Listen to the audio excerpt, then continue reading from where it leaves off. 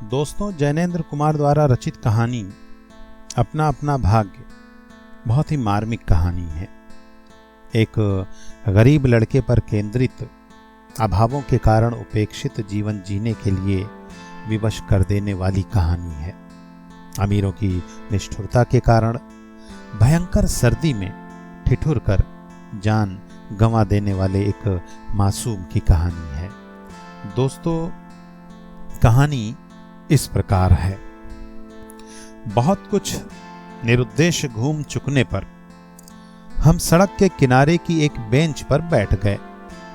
नैनीताल की संध्या धीरे धीरे उतर रही थी। रुई के रेशे से भाप से बादल हमारे सिरों को छू छू कर बेरोक टोक घूम रहे थे। हल्के हल्के प्रकाश और अंधियारी से रंग कर कभी वे नीले दिखते, कभी सफेद, और फिर देर में अरुण पड़ जाते। वे जैसे हमारे साथ खेलना चाह रहे थे। पीछे हमारे पोलो वाला मैदान फैला था। सामने अंग्रेजों का एक प्रमोद गृह था, जहां सुहावना रसीला बाजा बज रहा था, और पार्श्व में था वही सुरम में अनुपम नैनीताल। ताल में किश्तियां अपने सफेद पाल उड़ाती हुई एक दो अंग्रेज यात्रियों को लेकर इधर से उधर और उधर से इधर खेल रही थी। कहीं कुछ अंग्रेज एक एक सामने प्रतिस्थापित कर अपनी सुई सी शक्ल की डोंगियों को मानो शर्त बांधकर सरपट दौड़ा रहे थे। कहीं किनारे पर कुछ साहब अपनी बंसी डाले सधैर्य, एकाग्र, एकस्थ, एकनिष्ठ मछली चिंतन कर रहे थे। पीछे पोलो लॉन में बच्चे किलकारियां मारते हुए हॉकी खेल रहे थे। शोर, मारपीट, गाली गलौज भी जैसे खेल का अंश था। इस तमाम खेल को उतने क्षणों का उद्देश्य बना। वे बालक अपना सारा मन, समग्र बल और समूची विधा लगाकर मानो खत्म कर देना चाहते थे। उन्हें आगे की चिंता न थी, बीते का ख्याल न था। वे शुद्ध तत्काल के प्राणी थे। वे शब्द की संपूर्ण सच्चाई के साथ जीवित थे। सड़क पर से नर नारियों का अविरल प्रवाह आ रहा था और जा रहा था। उसका न ओर था न छोर। ये प्रवाह कहाँ जा रहा था और कहाँ से आ रहा था, कौन बता सकता है। सब उम्र के लोग, सब तरह के लोग उसमें थे। मानो मनुष्यता के नमूनों का बाजार सजकर सामने से इठलाता निकला चला जा रहा हो। अधिकार गर्व से तने अंग्रेज उसमें थे और चित्रों से सजे घोड़ों की बाग थामे पहाड़ी भी उसमें थे, जिन्होंने अपनी प्रतिष्ठा और सम्मान को कुचलकर शून्य बना लिया और जो बड़ी तत्परता से दुम हिलाना सीख गए। भागते, खेलते, हंसते, शरारत करते लाल लाल अंग्रेज बच्चे थे और पीली पीली आंखें फाड़े पिता की उंगली पकड़कर चलते हुए अपने हिंदुस्तानी नौनिहाल भी थे। अंग्रेज पिता थे जो अपने बच्चों के साथ भाग रहे थे, हंस रहे थे और खेल रहे थे। उधर भारतीय पितृदेव भी थे जो बुजुर्गी को अपने चारों तरफ लपेटे धन संपन्नता के लक्षणों का प्रदर्शन करते हुए चल रहे थे। अंग्रेज अमड़ियां भी थी जो धीरे धीरे नहीं चलती थी, तेज चलती थी। उन्हें ना चलने में थकावट आती थी, न हंसने में मौत आती थी। कसरत के नाम पर घोड़े पर भी बैठ सकती थी और घोड़े के साथ जरा भी होते ही किसी हिंदुस्तानी पर कोड़े भी फटकार सकती थी। वे 2-2, 3-3, 4-4 की टोलियों में निशंक, निरापद इस प्रवाह में मानो अपने स्थान को जानती हुई सड़क पर चली जा रही थी। उधर हमारी भारत की कुल लक्ष्मी सड़क के बिल्कुल किनारे दामन बचाती, साड़ी की कई तहों में सिमट कर लोकलाज, स्त्रीत्व और भारतीय गरिमा के आदर्श को अपने परिवेष्टनों में छिपाकर सहमी सहमी धरती में आंखें गाड़े कदम कदम बढ़ा रही थी। इसके साथ ही भारतीयता का एक और नमूना था। अपने कालेपन को खुरच खुरच कर बहा देने की इच्छा करने वाला अंग्रेजी दां पुरुषोत्तम भी थे, जो नेटिवों को देखकर मुंह फेर लेते थे और अंग्रेज को देखकर आंखें बिछा देते थे और दुम हिलाने लगते थे। वैसे वे अकड़ कर चलते थे मानो भारत भूमि को इसी अकड़ के साथ कुचल कुचल कर चलने का उन्हें अधिकार मिला है। घंटे के घंटे सड़क गए, अंधकार गाढ़ा हो गया, बादल सफेद होकर जम गए, मनुष्य का वो तांता एक एक कर क्षीण हो गया। अब इक्का दुक्का आदमी सड़क पर छतरी लगाकर निकल रहा था। हम वहीं के वहीं बैठे थे। सर्दी सी मालूम हुई, हमारे ओवरकोट भीग गए थे। पीछे फिरकर देखा, ये लाल बर्फ की चादर की तरह बिल्कुल स्तब्ध और सुन्न पड़ा था। सब सन्नाटा था। तल्ली लाल की बिजली की रोशनियां दीप मालिका सी जगमगा रही थी।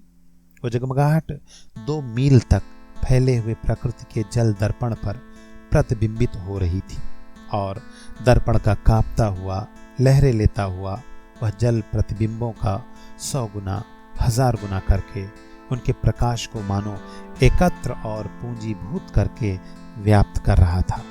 पहाड़ों के सिर पर की रोशनाइयां तारों सी जान पड़ती थी। हमारे देखते देखते घने पर्दे ने आकर इन सबको ढक दिया। रोशनियां मानो मर गईं, जगमगाहट लुप्त हो गई। वे काले काले भूत से पहाड़ भी इस सफेद पर्दे के पीछे छिप गए। पास की वस्तु भी ना दिखने लगी, मानो ये घनीभूत प्रलय था। सब कुछ इस घनी गहरी सफेदी में दब गया। एक शुभ महासागर में फैलकर संस्कृति के सारे अस्तित्व को डुबो दिया। ऊपर नीचे चारों तरफ निर्भेद सफेद शून्यता ही फैली हुई थी। ऐसा घना कोहरा हमने कभी ना देखा था। वो टप टप टपक रहा था। मार्ग बिल्कुल निर्जन चुप था। वो परवाह न जाने किन घोंसलों में जा छिपा था। उस वृद्धाकार शुभ शून्य में कहीं से 11 बार टन टन हो उठा, जैसे कहीं दूर कब्र में से आवाज आ रही हो। हम अपने अपने होटलों के लिए चल दिए। रास्ते में 2 मित्रों का होटल मिला। दोनों वकील मित्र छुट्टी लेकर चले गए। हम दोनों आगे बढ़े। हमारा होटल आगे था। ताल के किनारे किनारे हम चले जा रहे थे। हमारा ओवरकोट तर हो गया था। बारिश नहीं मालूम होती थी, पर वहां तो ऊपर नीचे हवा से कण कण में बारिश थी। सर्दी इतनी थी कि सोचा कोट पर एक कंबल और होता तो अच्छा होता। रास्ते में ताल के बिल्कुल किनारे पर एक बेंच पड़ी थी। मैं जी में बेचैन हो रहा था। झटपट होटल पहुंचकर इन भीगे कपड़ों से छुट्टी पा गर्म बिस्तर में छिपकर सोना चाहता था, पर साथ के मित्रों की सनक कब उठेगी, कब थमेगी, इसका पता ना था। और वो कैसी क्या होगी, इसका भी कुछ अंदाज न था। उन्होंने कहा, आओ जरा यहाँ बैठें। हम उस चूते कोहरे में रात के ठीक 1 बजे तालाब के किनारे उस भीगी बर्फ की ठंडी हो रही लोहे की बेंच पर बैठ गए। 5, 10, 15 मिनट हो गए। मित्र के उठने का इरादा ना मालूम हुआ। मैंने खिसिया कर कहा, चलिए भी, अरे जरा बैठो भी। हाथ पकड़कर जरा बैठने के लिए जब इस जोर से बैठा लिया गया तो और चारा ना रहा। लाचार बैठे रहना पड़ा। सनक से छुटकारा आसान ना था और ये जरा बैठना जरा ना था, बहुत था। चुपचाप बैठे तंग हो रहा था, कुड़ रहा था कि मित्र अचानक बोले, देखो वो क्या है। मैंने देखा, कोहरे की सफेदी में कुछ ही हाथ दूर से एक काली सी सूरत हमारी तरफ बढ़ी आ रही थी। मैंने कहा, होगा कोई। 3 गज की दूरी से दिख पड़ा एक लड़का सिर के बड़े बड़े बालों को खुजलाता चला आ रहा है। नंगे पैर है, नंगा सिर, एक मैली सी कमीज लटकाए है। पैर उसके न जाने कहाँ पड़ रहे हैं और वो न जाने कहाँ जा रहा है, कहाँ जाना चाहता है। उसके कदमों में जैसे कोई न अगला है, न पिछला है, न दायां है, न बायां है। पास ही चुंगी की लालटेन के छोटे से प्रकाश वृत्त में देखा, कोई 10 बरस का होगा। गोरे रंग का है, पर मैल से काला पड़ गया है। आंखें अच्छी बड़ी पर रूखी है। माथा जैसे अभी से झुर्रियां खा गया है। वो हमें ना देख पाया। वो जैसे कुछ भी नहीं देख रहा था। न नीचे की धरती, न ऊपर चारों तरफ फैला हुआ कोहरा, न सामने का तालाब और न बाकी दुनिया। वो बस अपने विकट वर्तमान को देख रहा था। मित्र ने आवाज दी, है। उसने जैसे जाग कर देखा और पास आ गया। तू कहाँ जा रहा है? उसने अपनी सूनी आंखें फाड़ दी। दुनिया सो गई, तू ही क्यों घूम रहा है? बालक मौन मूक फिर भी बोलता हुआ चेहरा लेकर खड़ा रहा। कहाँ सोएगा? यहीं कहीं। कल कहाँ सोया था? दुकान पर। आज वहां क्यों नहीं? नौकरी से हटा दिया गया। क्या नौकरी थी? सब काम, 1 रुपया और जूठा खाना। फिर नौकरी करेगा? हाँ। बाहर चलेगा? हाँ। आज क्या खाना खाया? कुछ नहीं। अब खाना मिलेगा? नहीं मिलेगा। यूं ही सो जाएगा? हाँ। कहाँ? यहीं कहीं, इन्हीं कपड़ों में। बालक फिर आंखों से बोलकर मुंह खड़ा रहा। आंखें मानो बोलती थी, ये भी कैसा मूर्ख प्रश्न। माँ बाप हैं? हैं। कहाँ? 15 कोस दूर गांव में। तू भाग आया? हाँ। क्यों? मेरे कई छोटे भाई बहन हैं, सो भाग आया। वहां काम नहीं, रोटी नहीं। बाप भूखा रहता था और मारता था। माँ भूखी रहती थी और रोती थी, सो भाग आया। एक साथी और था उसी गांव का, मुझसे बड़ा था। दोनों साथ यहाँ आए। वो अब नहीं है। कहाँ गया? मर गया। मर गया। मर गया? मर गया। हाँ साहब ने मारा, मर गया। अच्छा, हमारे साथ चल। वो साथ चल दिया। लौटकर हम वकील दोस्तों के होटल में पहुंचे। वकील साहब, वकील लोग होटल के ऊपर के कमरे से उतरकर आए। कश्मीरी 2 शाला लपेटे थे, मोजे चढ़े पैरों में चप्पल थी। स्वर में हल्की सी झुंझलाहट थी, कुछ लापरवाही थी। आहा, फिर आप कहिए। आपको नौकर की जरूरत थी ना? देखिए ये लड़का है। कहाँ से ले आए? इसे आप जानते हैं? जानता हूँ, बेईमान नहीं हो सकता। अजी ये पहाड़ी बड़े शैतान होते हैं। बच्चे बच्चे में गुल छिपे रहते हैं। आप भी क्या अजीब हैं, उठा लाए कहीं से। लो जी, ये नौकर लो। मानिए तो ये लड़का अच्छा निकलेगा। आप भी जी, बस खूब है। अरे गहरे को नौकर बना लिया जाए, अगले दिन वो न जाने क्या क्या लेकर चंपत हो जाए। आप मानते ही नहीं, मैं क्या करूं? माने क्या खाक? आप भी जी, अच्छा मजाक करते हैं। अच्छा, अब हम सोने जाते हैं। और वो रुपये रोज के किराए वाले कमरे में सजी मसहरी पर सोने झटपट चले गए। वकील साहब के चले जाने पर होटल के बाहर आकर मित्र ने अपनी जेब में हाथ डालकर कुछ टटोला, पर झट कुछ निराश भाव से हाथ बाहर कर मेरी ओर देखने लगे। क्या है? इसे खाने के लिए कुछ देना चाहता था। अंग्रेजी में मित्र ने कुछ कहा, मगर 10-10 के नोट हैं। नोट ही शायद मेरे पास हैं, देखो। सचमुच मेरे पास पॉकेट में भी नोट ही थे। हम फिर अंग्रेजी में बोलने लगे। लड़के के दांत बीच बीच में खटखटा उठते थे। कड़ाके की सर्दी थी। मित्र ने पूछा, तब? मैंने कहा, 10 का नोट ही दे दो। सक पकाकर मित्र मेरा मुंह देखने लगे। अरे यार, बजट बिगड़ जाएगा। हृदय में जितनी दया है, पास में उतने पैसे तो नहीं है। तो जाने दो, ये दया ही इस जमाने में बहुत है, मैंने कहा। मित्र चुप रहे। फिर लड़के से बोले, अब आज तो कुछ नहीं हो सकता, कल मिलना। वो होटल डी पब जानता है, वहीं कल 10 बजे मिलेगा।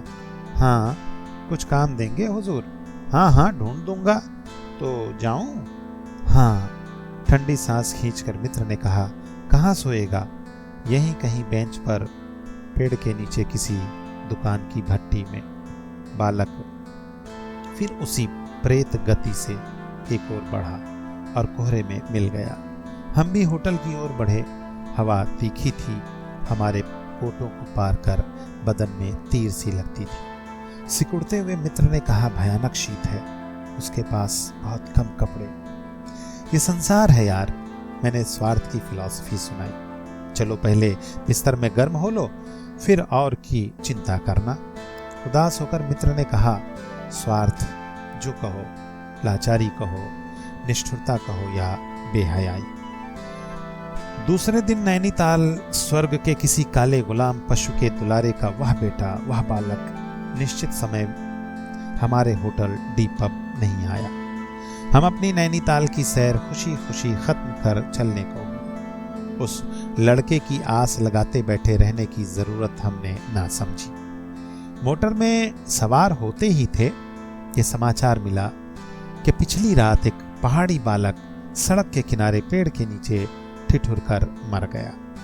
मरने के लिए उसे वही जगह, वही 10 बरस की उम्र और वही काले चितड़ों की कमीज मिली। आदमियों की दुनिया ने बस यही उपहार उसके पास छोड़ा था।